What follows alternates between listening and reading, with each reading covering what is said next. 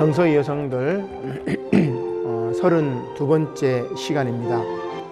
초대교회의 주역들인 유니아, 그리고 베베, 그리고 브리스길라 세 여성들을 이제 살펴볼 터인데, 우리가 이때까지 복음서에 나와 있던 여성들을 살펴보았고, 이제는 사도행전과 바울 서신에 이렇게 나오는 여성들을 살펴볼 겁니다. 그래서 복음서에는 여성들의 내용들이 조금 분량이 많아요. 그런데 오늘 우리가 읽었던 브리스길라와 베베 그리고 유니아에 대한 이야기는 한 절이나 혹은 두 절 이렇게 아주 짧게 이렇게 나와 있습니다. 짧게 나와 있지만 자세히 내용을 살펴보면은 엄청난 이야기가 담겨져 있다. 그래서 오늘 이제 칠판을 보면은 제가 유니아하고 베베하고 브리스길라 이 세 명의 호칭을 이렇게 적었습니다. 사도 유니아, 사도입니다. 사도급입니다. 바울 사도나 베드로 사도나 동급입니다. 오히려 뭐 더 이렇게 위상이 높죠. 그 다음에 갱그레아 교회의 감독인 베베, 우리는 베베 집사라고 얘기를 하는데 우리 그 한글 성경으로는 번역이 잘못됐죠. 베베는 집사가 아니라 감독입니다. 지금으로 치면은 뭐 노회장, 뭐 총회장 정도 되는 그런 감독. 그 다음에 브리스길라 같은 경우는 영적 스승입니다. 수많은 교회를 개척했던 영적 스승. 그래서 사도행전 우리가 읽었던 거에 보면은 아볼로를 가리키잖아요. 그래서 아볼로는 베드로나 바울이나 동급이에요. 고린도 교회에서는. 고린도 교회 분쟁이 일어났을 때 우리 잘 알잖아요. 그죠? 바울파냐, 게바파냐, 그 다음에 아볼로파냐, 그리스도파냐. 그러니까 아볼로는 베드로와 바울과 동급인데, 이 아볼로를 가르쳤던 사람이 누구냐면은 바로 브리스길라예요. 엄청나죠. 그러니까 오늘 우리가 읽었던 성경 구절, 짧은 구절, 세 구절에서 우리가 정말 우리말로 번역할 때 이렇게 남성 가부장주의 때문에, 남성 중심주의 때문에 번역을 잘못했고 오히려 왜곡을 했고, 그리고 성서의 참뜻을 알면은 이 세 여인들 유니아와 베베와 브리스길라는 초대교회의 엄청난 일꾼이라는 것을 알 수가 있습니다. 저도 말씀을 준비하면서 머리가 깨어지는 경험들을 하고, 그렇구나, 너무나 우리가 몰랐구나, 한국 교회가 정말 잘못하고 있구나, 그런 것들을 이제 느꼈는데, 오늘 여러분들 말씀을 통해서 귀한 은혜 받으시길 바랍니다. 특별히 정서 여성들, 여성으로는 오늘이 마지막이에요. 그래서 제가 33가까지 이제 준비를 했었는데, 다음 주에는 여성이 아니라 바울의 여성관을 이렇게 살펴보고 대단원의 막을 이렇게 내리려고 합니다. 자, 아무튼 오늘 순서는 초대교회의 주역인 여성들에 대한 이야기, 두 번째는 초대교회의 그리스도교 공동체의 모습이 어땠는가, 그리고 그 공동체의 모습을 살펴보면 자연스럽게 여성들이 주역이 될 수밖에 없었다. 오늘 한국교회도 마찬가지지요. 그 다음에 유니아와 베베, 브리스길라에 관해서 우리가 방금 봉독했던 성경 말씀을 가지고 한번 구체적으로 살펴보려고 합니다.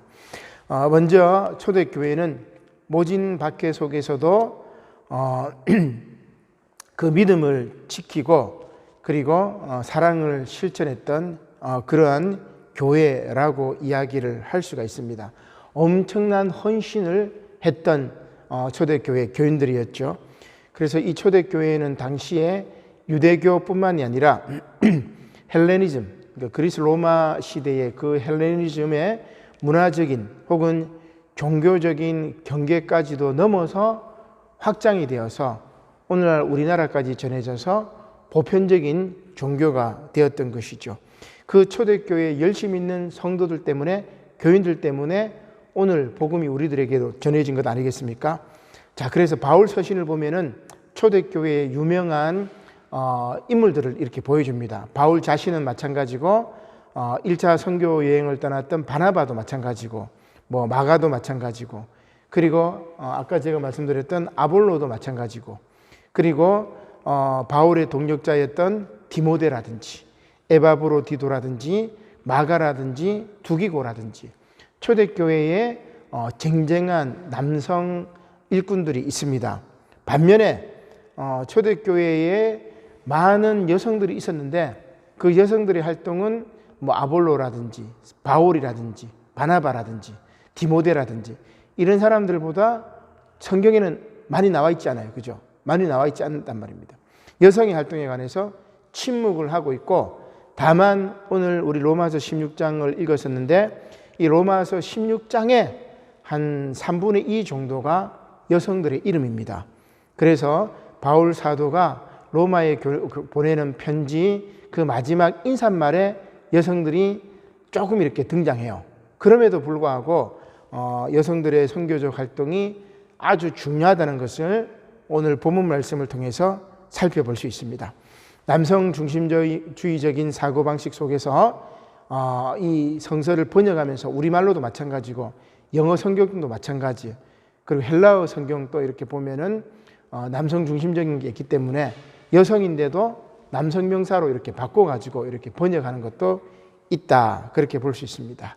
아무튼 여성 선교사들의 주체성을 깎아내리고 이들이 사도나 감독이나 영적 스승이라는 그런 위치에 있었음에도 불구하고 그냥 봉사와 헌신을 했던 뭐 일꾼 혹은 집사 이런 식으로 낮춰 이렇게 부른다고 볼 수 있죠. 따라서 이 초대교회의 여성들은 초대교회를 세웠고 유지하고 확장시켰던 사도, 감독, 그리고 영적 스승이라고 할 수가 있습니다. 그리스도교 공동체를 이끌어갔던 아주 중요한 인물들이죠. 그래서 초대교회의 그리스도교 공동체의 모습을 한번 살펴보려고 합니다. 이 당시에는 초대교회 공동체의 모습이지만 우리 유대교에서 갈려져 나왔기 때문에 그리스도교가 유대교의 핍박을 많이 받습니다. 유대교에 의해서 굉장히 이제 많이 박해를 받죠. 그리고 이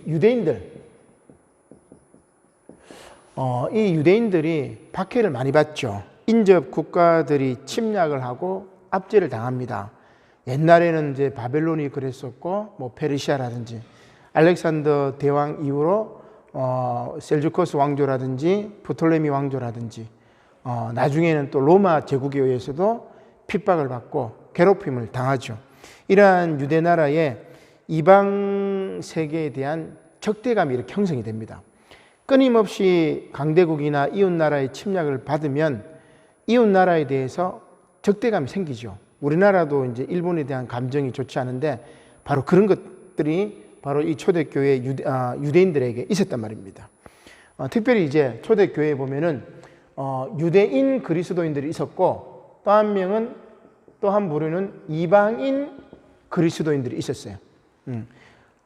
이방인이지만 기독교를 받아들였다, 혹은 디아스포라라고 얘기를 하는데 흩어졌던 유대인들, 그러니까 본토 예루살렘이나 유대 땅에서 박해를 피해 가지고 지중해 전역으로 흩어졌던 유대인들이 있습니다.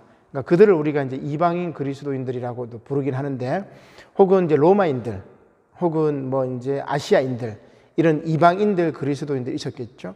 근데 이 유대인 그리스도 교인들하고 이방인 그리스도인들하고 아주 이렇게 사이가 좋지가 않다고 이야기를 할 수 있습니다. 이방인 그리스도인들은 무슨 말을 쓰냐면은 헬라 말을 쓰고, 여기 유대인 그리스도인들은 유대 말을 쓰겠죠. 말도 일단은 다르고. 그래서 유대 그리스도인들의 박해를 이방인 그리스도인들이 받게 됩니다. 유대적이 아닌 것은 다 이렇게 막 배척해버려요. 그러니까 기독교로 개종을 했었어도 유대인이라는 정체성 때문에 이방적인 것들은 다 배척을 하는 거죠. 나중에 로마 제국에 저항도 하고 유대 애국주의로 무장해가지고, 특히 이제 젤로 땅 같은 경우는 폭동을 일으키고 살인을 저지르고 이제 그런 일들을 하게 되는 것이죠.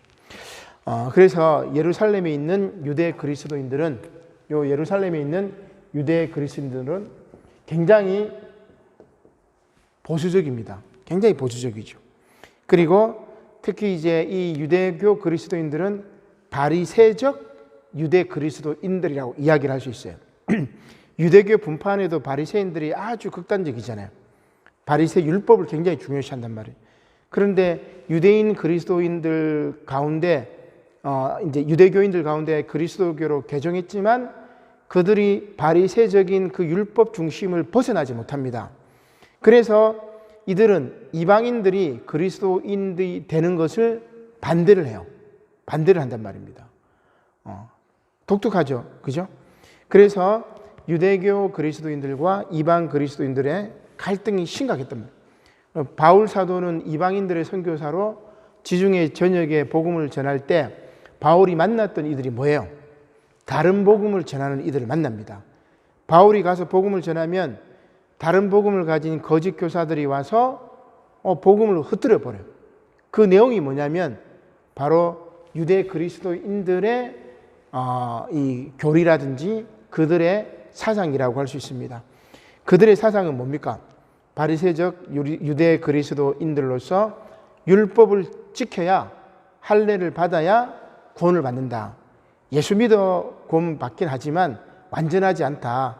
그래서 율법을 잘 지켜야 되고 유대인들처럼 할례를 받아야 온전하게 구원을 받는다고 복음을 왜곡해 버려요.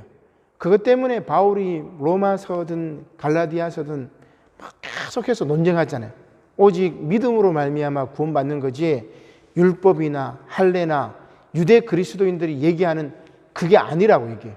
그래서 이방인들에게 복음의 문이 열리게 되었다, 그렇게 볼 수 있죠. 그래서 사도행전에 보면은 기원 후 한 49년경에 예루살렘 사도회의를 합니다.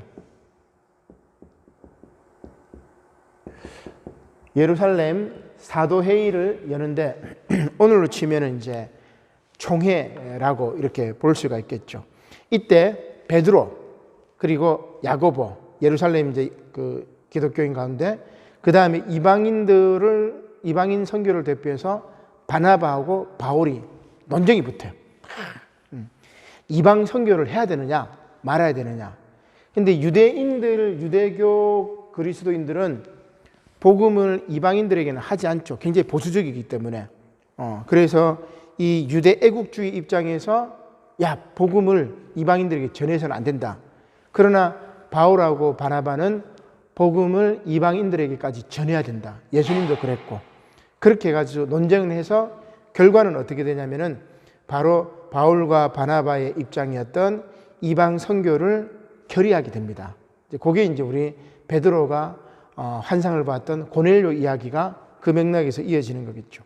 자, 이렇게 바울이 이방 선교의 입장을 인정을 한 다음에 온갖 죽음과 박해의 고비를 넘기고 지중해 전도를 떠납니다.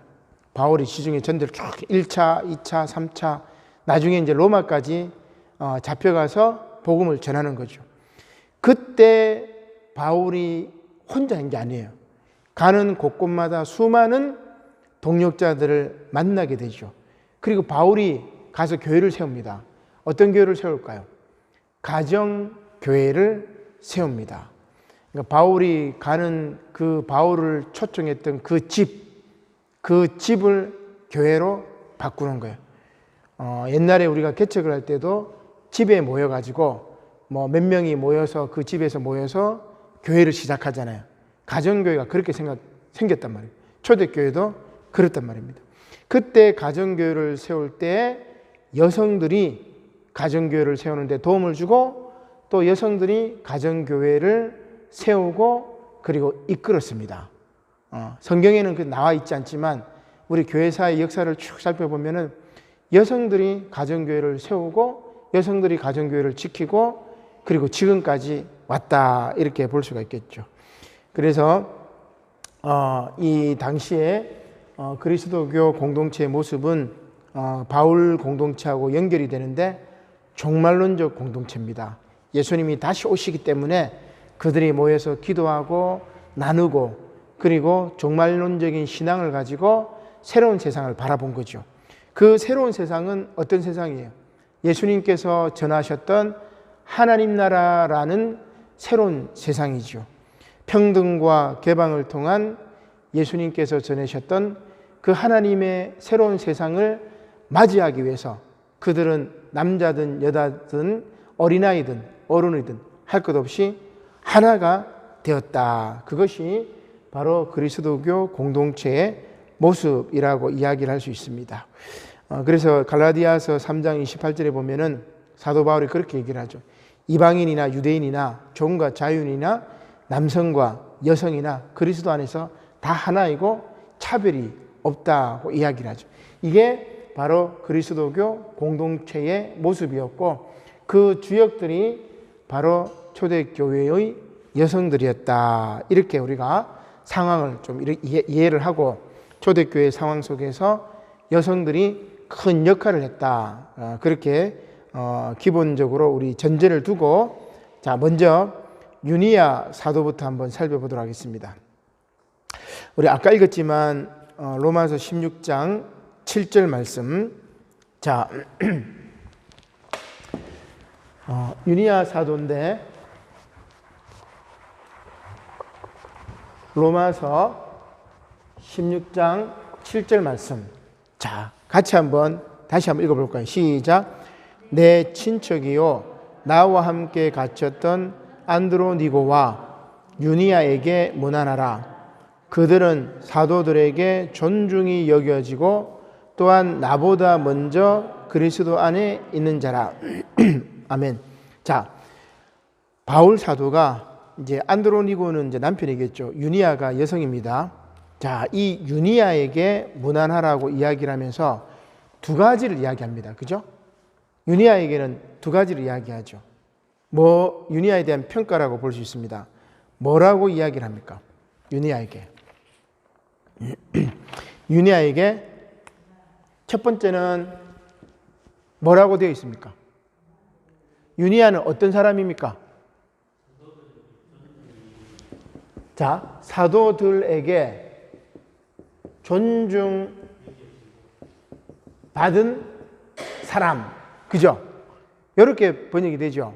사도들에게 존중이 여겨지고, 그러니까 우리말로 아주 절묘하게 이렇게, 절묘한 게 아니고 교묘하게, 표현이 조금 그렇지만, 사도들에게 존중이 여겨지고, 무슨 말입니까, 이게? 말이 어려워, 그죠? 존중이 여겨진다는 말은 사도들에게 존중받았다, 요 얘기입니다. 그죠? 근데 이게 잘못된 번역입니다. 이 번역은, 헬라어 번역으로 보면, 정확하게 보면 어떻게 되어 있냐면은, 탁월하고 훌륭한, 혹은 이름난 사도. 그러니까, 사도들에게 존중받았다고 그 말이 아니라, 유니아는 사도들에게 존중받았고, 그러니까, 봉사하고 헌신해서, 야, 저 유니아 집사, 열심히 봉사하고, 마르다처럼 예수님을 접대하고, 대접하고, 그래서 아주 봉사하고 헌신했던 사람이다. 요 의미가 아니에요.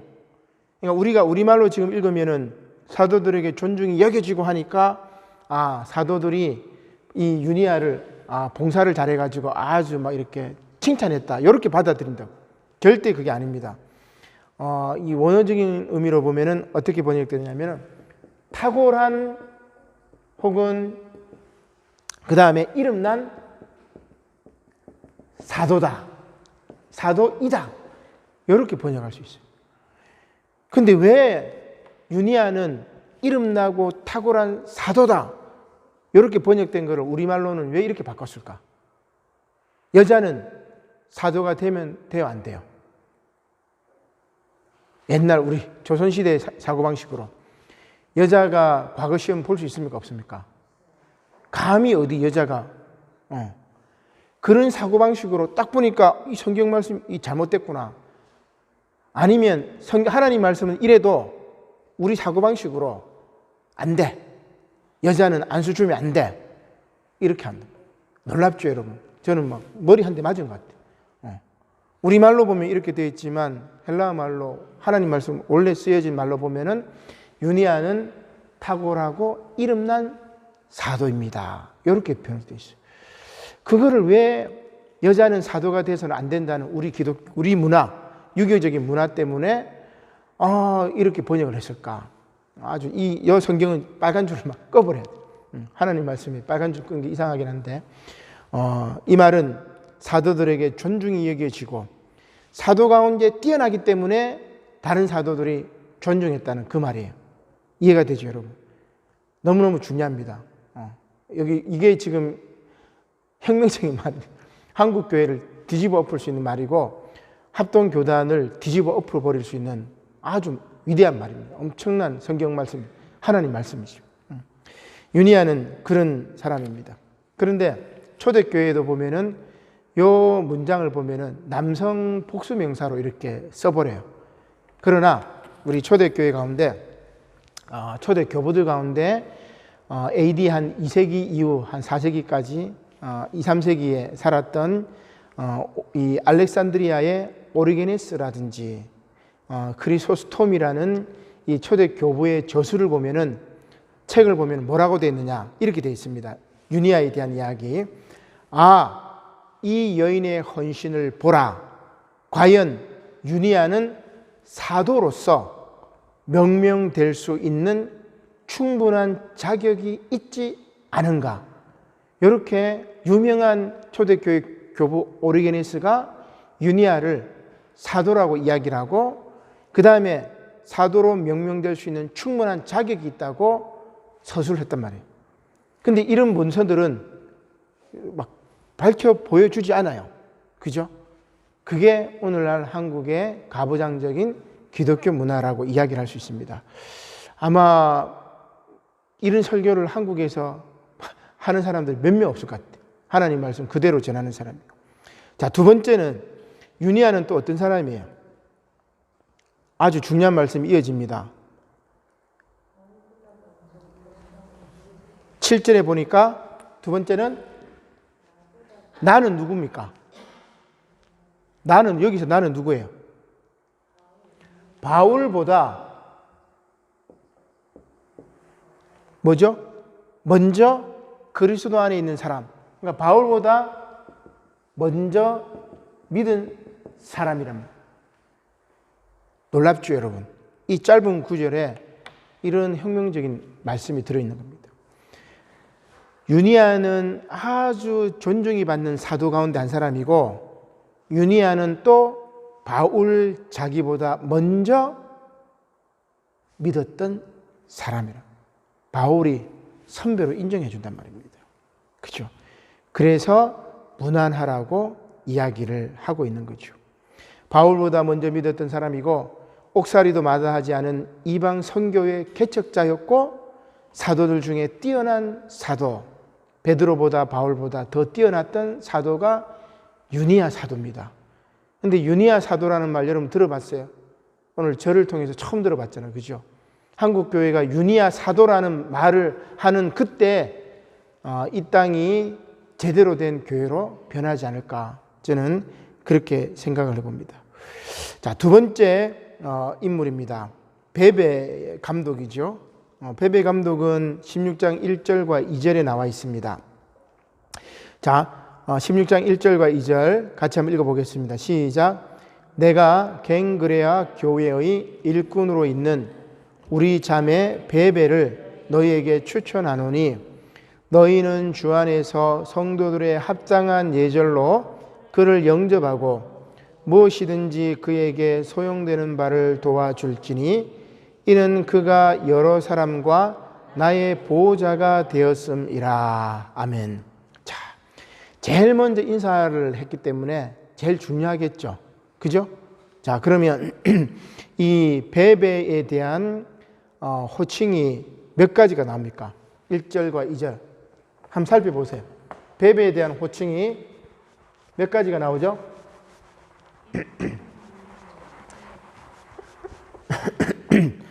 여기 이 갱그레아는 어디 지역이냐면 여러분들 고린도라고 그리스 뭡니까 펠레폰네소스 반도에 있는 그 고린도 아테네가 있는 그 지역입니다. 그 근처입니다. 그러니까 이 고린도 동쪽에 있는 항구 도시인데 이 갱그레아 교회의 지도자 베베에 대해서 바울 사도가 몇 가지를 이야기해요. 첫 번째 16장 1절에 뭐라고 얘기합니까? 베베에 대해서 뭐라고 얘기하는 거예요 지금? 16장 1절에 베베를 뭐라고 호칭해요? 자매, 그죠? 우리 자매. 형제가 아니에요, 그죠? 그러니까 베베는 남자, 여자예요. 이름만 들어서는 남자인지 여자인지 모르겠잖아요, 그죠? 윤이 아는 아로 끝났기 때문에 여성이라는 게 느껴져요. 마리아도 그렇고, 그죠? 근데 베베는 남자인지 여자인지 헷갈리는데 바울이 정확하게 얘기를 하잖아요. 우리 자매 베베, 여성이란 말입니다. 자, 두 번째는 뭐라고 이야기합니까? 두 번째는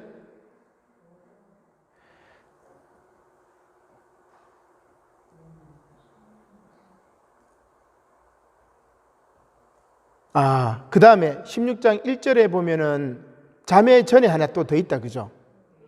그죠? 일꾼. 그죠? 일꾼. 그 다음에 2절에 보니까 제일 마지막 절에 보니까 뭐라고 돼 있죠? 그렇죠. 보호자. 그래서 베베는 바울이 세 가지로 표현해요. 하나는 일꾼이고, 그리고 자매고, 그리고 보호자. 그러면 요거를 우리가 이제 잘 생각해 봐야 돼. 우리말로는 이렇게 하니까 일꾼이니까 교회 열심히 일하고, 그 다음에 뭐 여성이고, 그 다음에 보호자고, 이렇게 생각한단 말이에요. 그러나 이제 이 뜻이 우리가 생각하는 것과 차원이 다르다는 것을 알 수가 있습니다. 이 갱그레아 교회의 일꾼이라고 번역이 되어 있는데, 새 번역에는 이 일꾼을 뭐라고 번역하냐면 집사라고 이렇게 번역을 해버립니다. 자, 그런데 우리가 이 일꾼이라는 말은 디아코노스라는 말을 쓰는데, 고린도전서 3장을 한번 찾아보죠. 3장 9절. 고린도전서 3장 9절.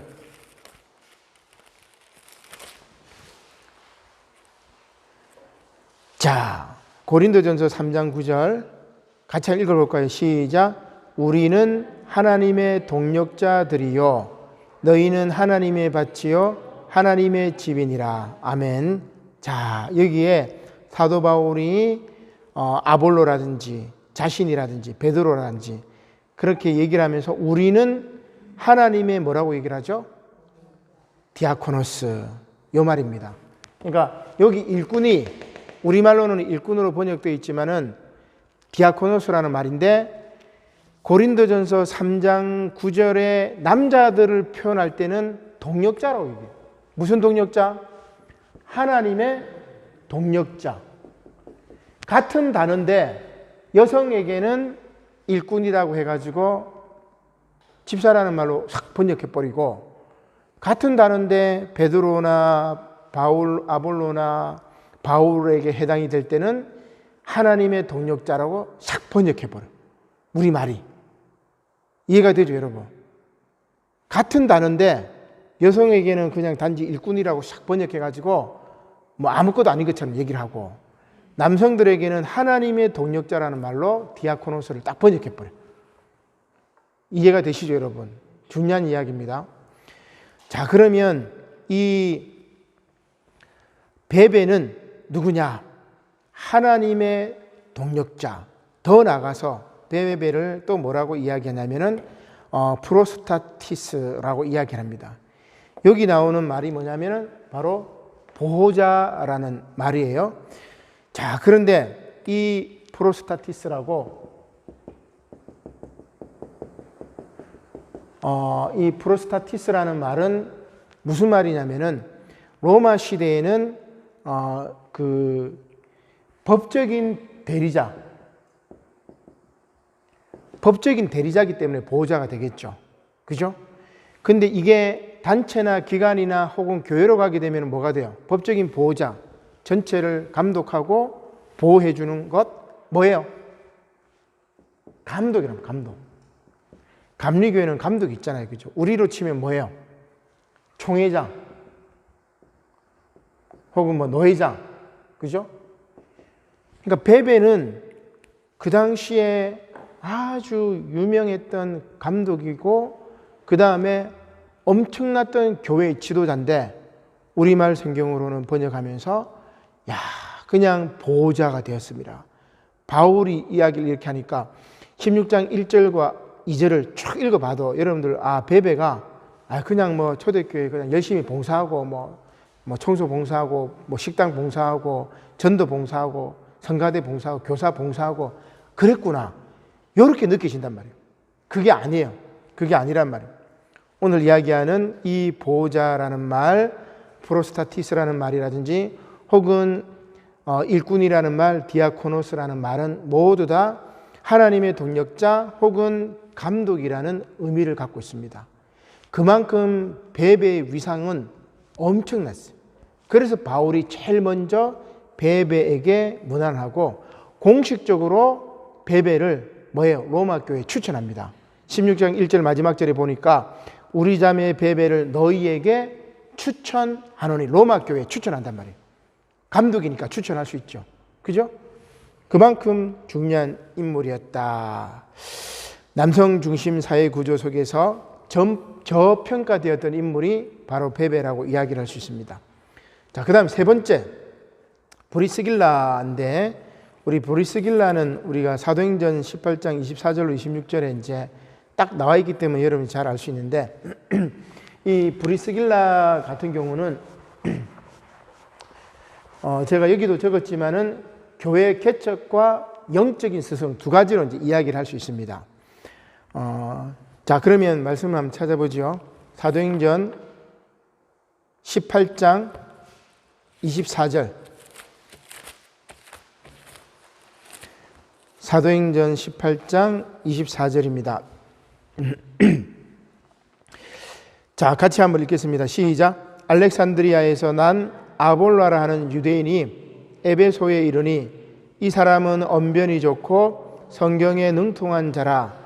그가 일찍이 주의 도를 배워 열심으로 예수에 관한 것을 자세히 말하며 가르치나 요한의 세례만 알 따름이라. 26절.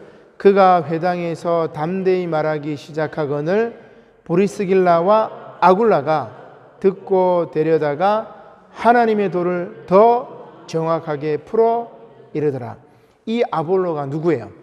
고린도 교회의 바울 이후에 고린도 교회를 담당했던 목회자, 그죠? 그래서 고린도 교회는 바울파, 아볼로파, 게바파, 그리스도파가 있을 정도로 아볼로는 초대교회에서 뛰어난 인물입니다. 그 뛰어난 인물을 지금 브리스길라가 뭐라고 했어요? 가르쳤단 말이에요. 이 아볼로는 유대인이지요. 에베소에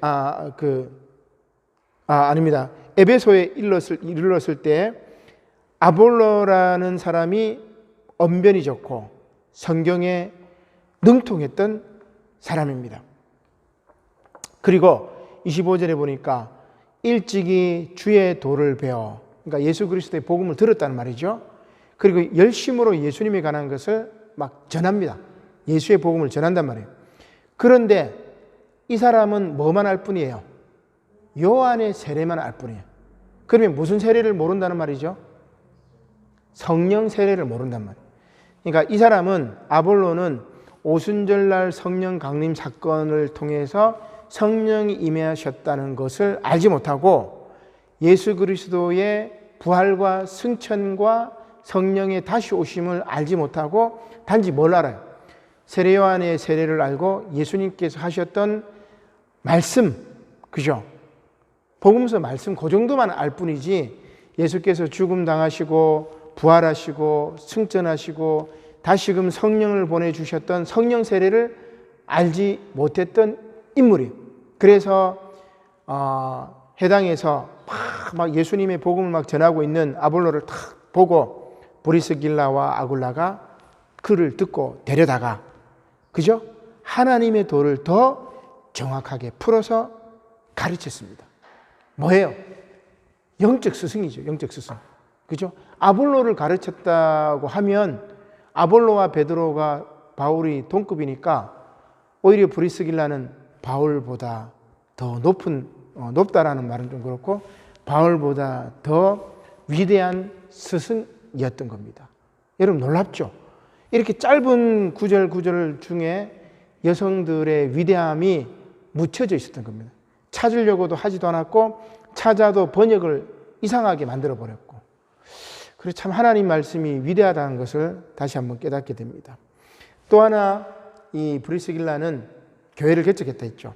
바울은 이렇게 선교지를 옮겨 다니면서 교회를 이렇게 개척을 합니다.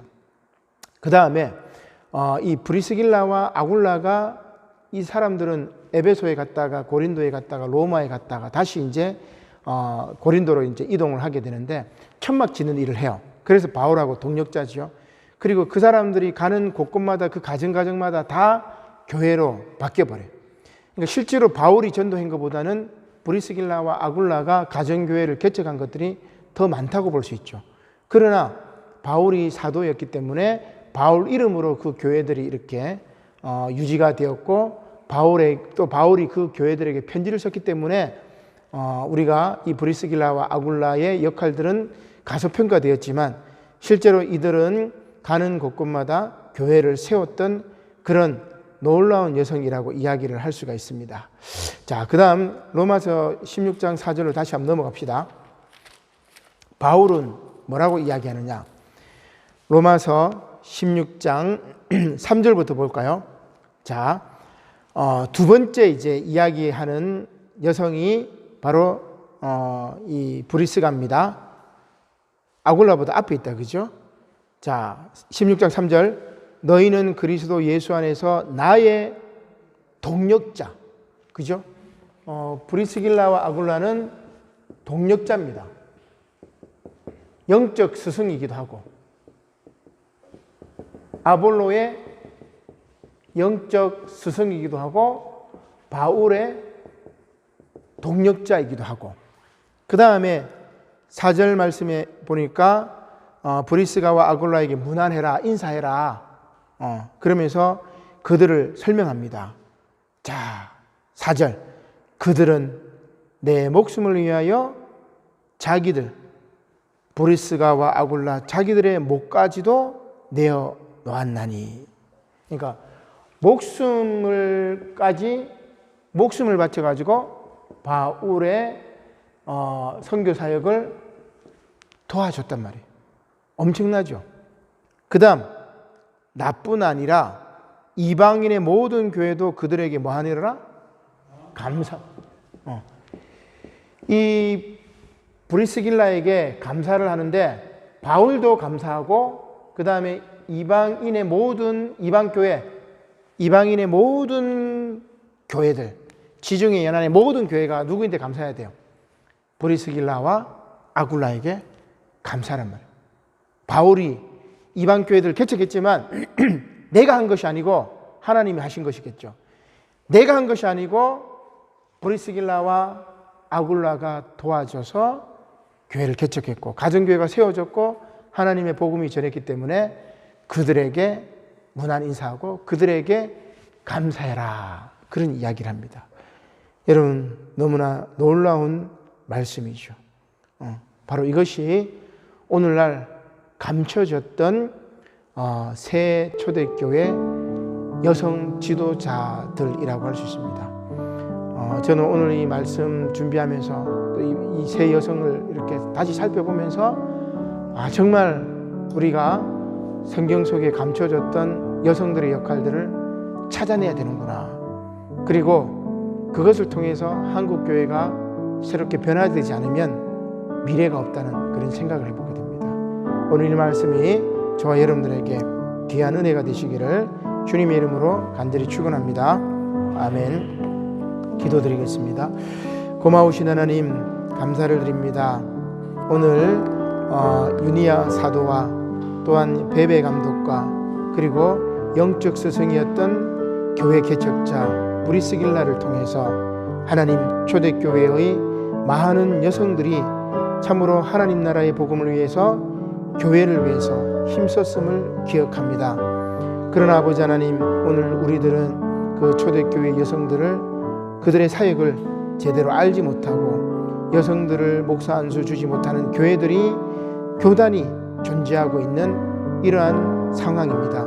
하나님 말씀을 깨닫지 못한 무지 때문에 이 땅에 많은 여성들이 눈물을 흘리고 그들이 정당한 평가를 받고 있지 못하고 있는 이 상황 속에서 하나님이여 말씀을 통해서 새로지게 하시고 말씀을 통해서 아버지 하나님, 참으로 저 평등 세상 남성과 여성이 함께 하나님의 동력자가 되어서 하나님 나라를 위해서 힘써 일하는 그런 세상을 만들 수 있도록 은혜 내려 주시옵소서. 감사를 드리며 예수님의 이름으로 기도드립니다.